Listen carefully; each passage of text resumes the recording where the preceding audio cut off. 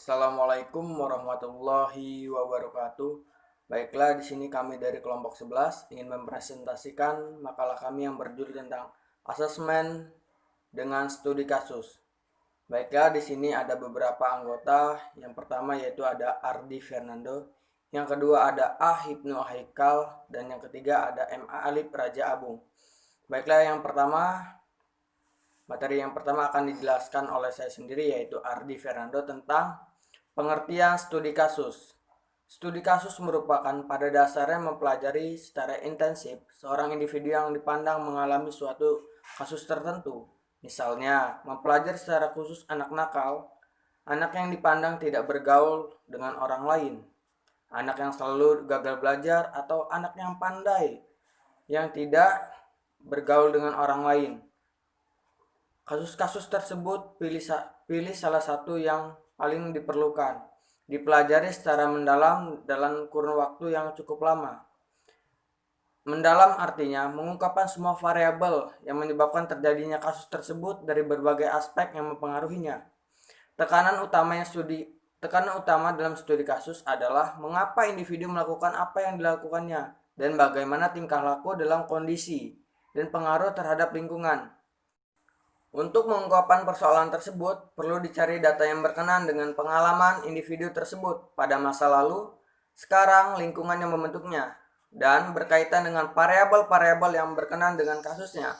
Data diperoleh dari berbagai sumber seperti orang tua, teman dekatnya, bahkan guru, bahkan juga dalam dirinya. Terkait memperoleh data sangat komprehensif, misalnya dengan observasi perilakunya, wawancara, analisis dokumen, atau tes, berguna pada kasus yang dipelajarinya. Setiap data dicatat secara cermat, kemudian dikaji dihubungkan satu sama lain kalau perlu dibahas dengan yang lain sebelum menarik kesimpulan-kesimpulan penyebab terjadinya kasus atau persoalan yang dituju oleh individu tersebut. Studi kasus mengisyaratkan pada penilaian yang kualitatif. Materi yang kedua mengenai pengertian studi kasus menurut para ahli.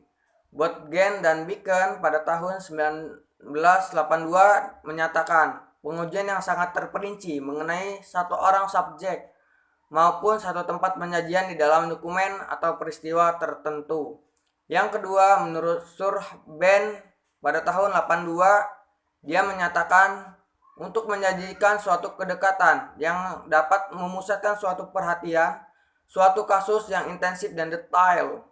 Yang ketiga, menurut Yin pada tahun 87, menyatakan banyak batasan bersifat teknis dan menekankan diri dalam ciri-cirinya.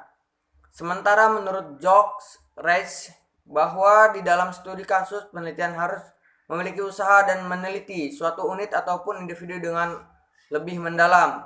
Dengan batasan tersebut, maka batasan tersebut kasus mengklarifikasikan menjadi sasaran penelitian juga berupa manusia, peristiwa, sebuah latar, dan beberapa dokumen lainnya.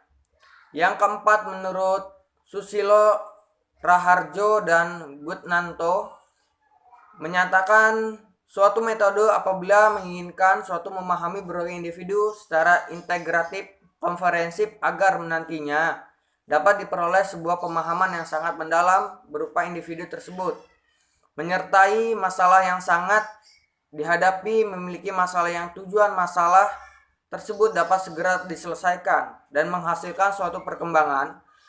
Nah, menurut Bimo Walgito, studi kasus dia menyatakan sebuah metode di dalamnya ditunjukkan untuk menyelidiki, mempelajari kejadian tentang persoalan siswa tersebut atau individu tersebut.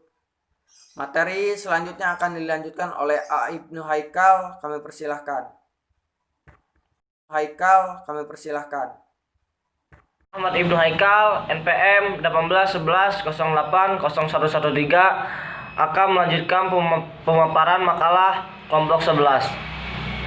Jenis-jenis studi kasus yang pertama adalah jenis studi kasus ilustratif.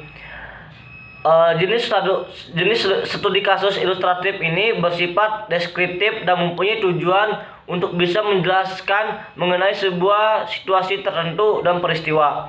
Yang kedua adalah studi kasus penyelidikan, dengan tujuan utamanya yaitu guna membantu identifikasi pertanyaan dari penelitian dan dapat memilih jenis pengukuran apabila sudah ingin memulai untuk melakukan penyelidikan itu sendiri.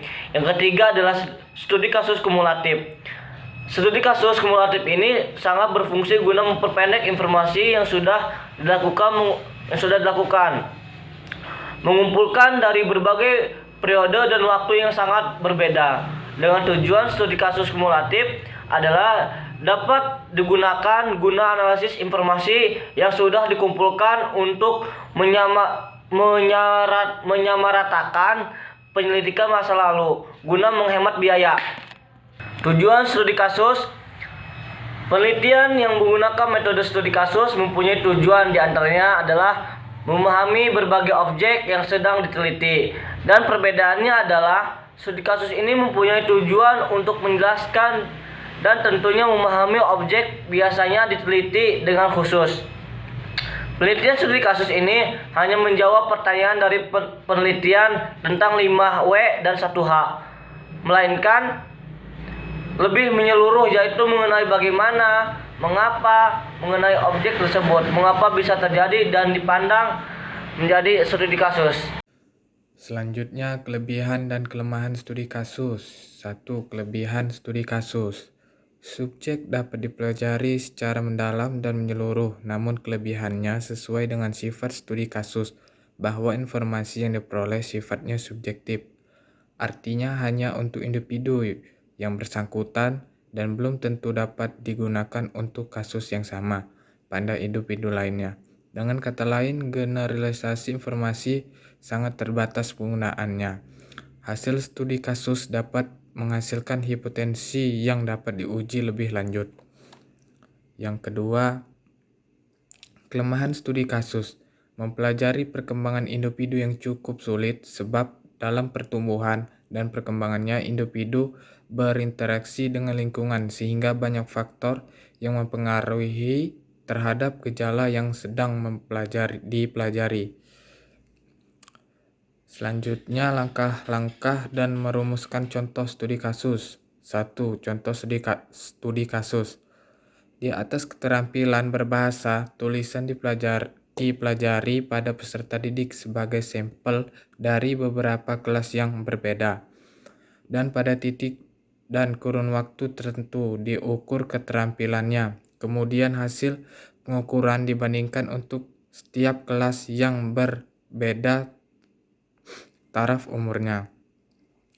Selanjutnya, beberapa kasus yang sering terjadi pada peserta didik di sekolah antara lain: kegagalan belajar yang dapat dilihat dari peserta yang lain yang dicapainya, ketidakmampuan siswa dalam menyesuaikan diri dengan kehidupan sekolah yang dapat dilihat dari perilaku peserta didik, gangguan emosional yang berlebihan seperti cepat marah, mudah tersinggung, menangis, kekanakan yang sifatnya menyimpang dari nilai sosial, moral, hukum seperti suka mencuri barang milik teman-temannya, terlibat tindakan kriminal seperti pencurian, perkelahian, bentuk kasus-kasus di atas, dan mungkin masih banyak lagi. Selanjutnya, langkah-langkah penelitian studi kasus. Yang pertama, pemilihan kasus. Dalam pemilihan kasus hendaknya dilakukan secara bertujuan dan bukan secara rambang. Pengumpulan data. Terdapat beberapa teknik dalam pengumpulan data, tetapi yang lebih dipakai adalah penelitian kasus adalah observasi. Analisis data. Setelah data terkumpul, penelitian dapat dimulai. Sekian dari saya. Terima kasih. Wassalamualaikum warahmatullahi wabarakatuh.